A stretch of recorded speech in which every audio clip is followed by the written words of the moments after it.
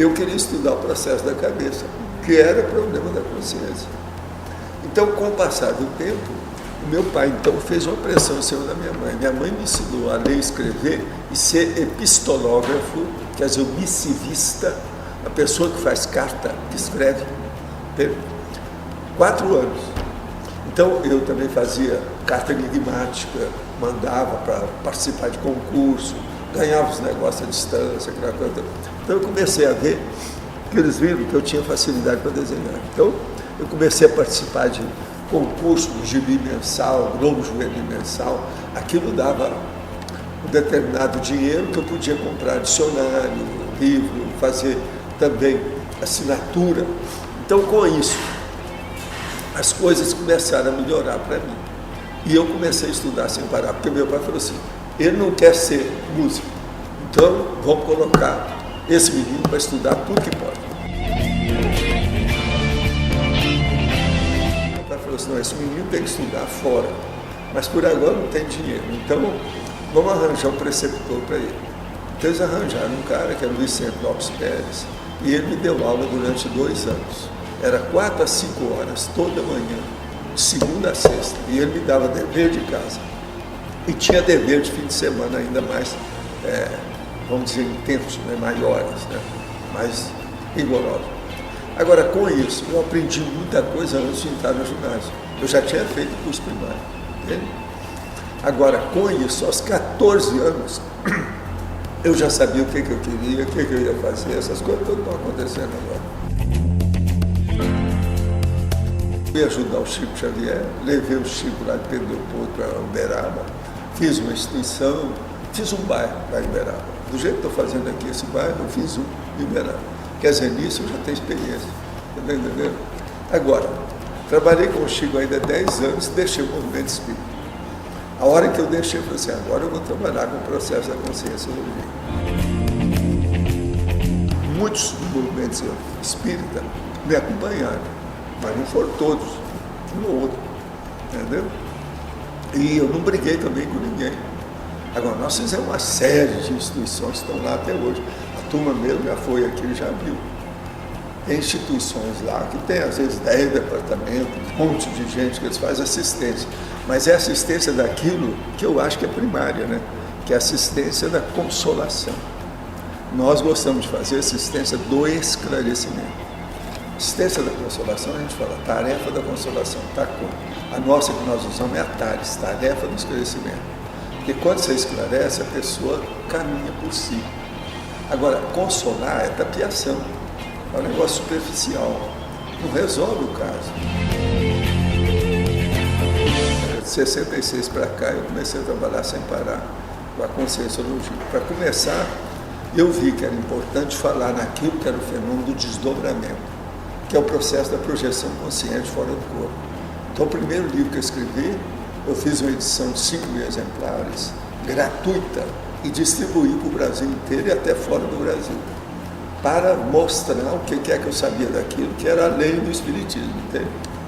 Então, esse livro eu demorei 19 anos para fazer. Eu publiquei em 1986. Hoje ele está na 10ª edição, para você ter uma ideia. Tem mais de 1.000 páginas. A enciclopédia hoje já tem 13.000 páginas, para você ter uma ideia. E tem mais de 320 enciclopedistas, quer dizer, os verbetólogos. Quem redigiu e defendeu o verbete aí no tertuliário é o verbetólogo. Comigo, eu sou o número 321. Tem mais 320 comigo. Agora, não é só a gente aqui de fora, não. Tem gente do exterior, gente fora do Foz, fora do Brasil. Aqui tem os 7 tipos de energia básica. Desde a energia telúrica, a geoenergia, a energia da Terra, a energia do ar, a energia hidroenergia, a energia, entende? De todo tipo, aeroenergia e tal. Com isso, nós começamos a fazer os laboratórios, a IC foi transportada para cá, isso foi em 95. Quando a pessoa morre, a consciência dela ela fica no psicossoma, que é esse, quando a gente sai do corpo, é a mesma coisa, você está de psicossoma. Agora você vai evoluindo com o tempo.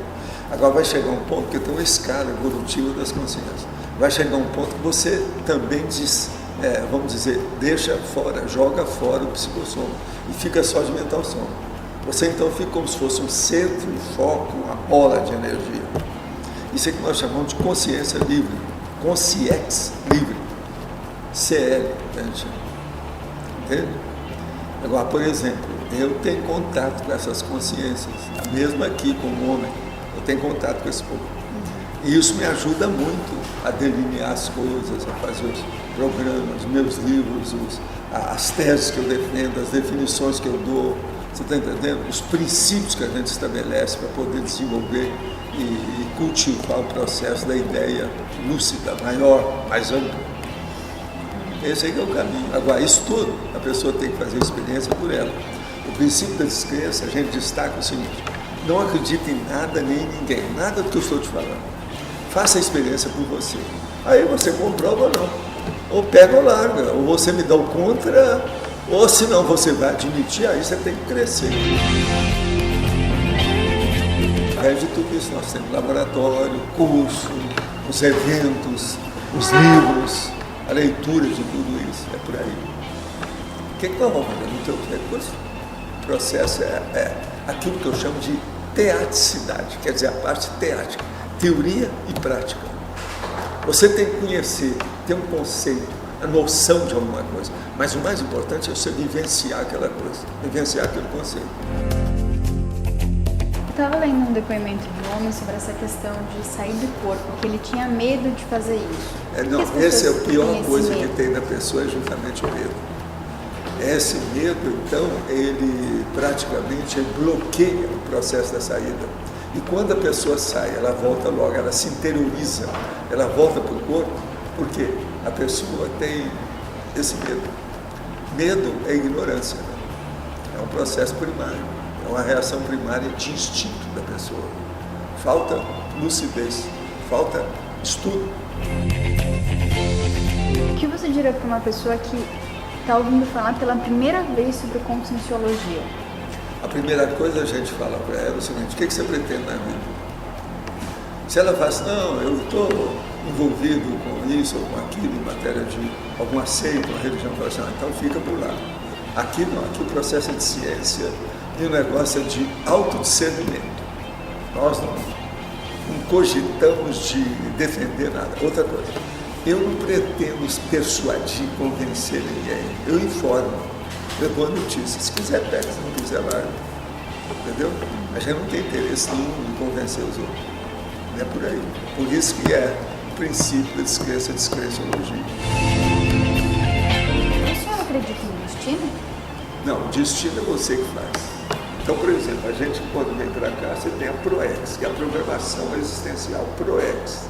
Nós temos uma instituição dedicada a isso, chama PEX. Só para ver qual é a programação que você veio fazer o quê. Você então é comunicadora, você trabalha, por exemplo, no processo de jornalismo, na mídia, etc. Então isso é a sua PROEX, de saber de você, por que é, de que modo que é, de onde vem isso, qual a origem, qual a fonte.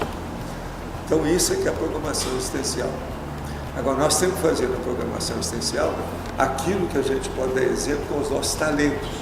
Talentos é o trafora, é o traço força da pessoa, a virtude que ela tem, o predicado, aquilo que é o melhor que ela tem. Então ela tem que desenvolver por ali. É o que a gente estimula, dá força, incentiva, motiva a pessoa.